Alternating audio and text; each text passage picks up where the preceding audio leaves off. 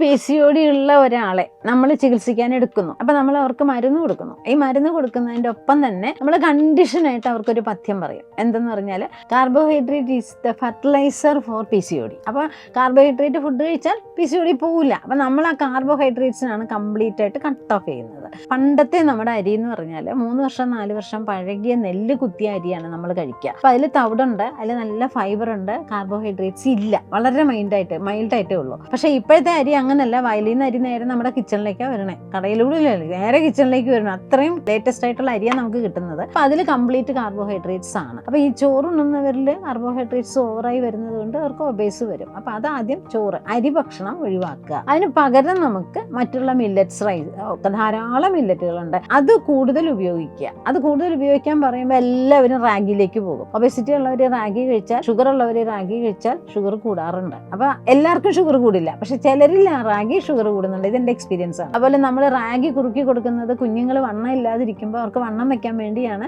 നെയ്യൊക്കെ ചേർത്ത് ശർക്കരയൊക്കെ ചേർത്ത് നമ്മൾ റാഗി കുറുക്കി കൊടുക്കുന്നത്. അപ്പോൾ ഈ റാഗി ഒബേസിറ്റി ഉള്ളവർ കഴിച്ചാൽ വീണ്ടും അത് ഒബേസ് വരും. ഇനിയിപ്പോൾ ആഴ്ചയിൽ ഒരു ദിവസം അല്ലെങ്കിൽ 2 ആഴ്ച കൂടുമ്പോൾ ഒരു ദിവസം റാഗി കഴിച്ചതുകൊണ്ട് കുഴപ്പമൊന്നുമില്ല, സ്ഥിരമായി കഴിക്കരുതെന്നേ ഉള്ളൂ. പിന്നെ കിഴങ്ങ് വർഗ്ഗങ്ങൾ, റാഡിഷ്, ബീട്രൂട്ട്, ക്യാരറ്റ്, ഇത് കഴിക്കാം. ബീട്രൂട്ട് കണ്ടമാനം കഴിക്കരുത്, കാരണം സ്റ്റോൺ ഉണ്ടാവും. അത് കാരണം വളരെ റെയറായിട്ട് റാഡിഷ്, ക്യാരറ്റൊക്കെ നന്നായിട്ട് കഴിക്കാം. കിഴങ്ങ് വർഗ്ഗങ്ങളിൽ മറ്റ് കിഴങ്ങ് വർഗ്ഗങ്ങൾ കംപ്ലീറ്റ് കാർബോഹൈഡ്രേറ്റ്സ് ആണ്. അവരെ ഒഴിവാക്കി കഴിക്കുന്നതായിരിക്കും ഏറ്റവും നല്ലത്.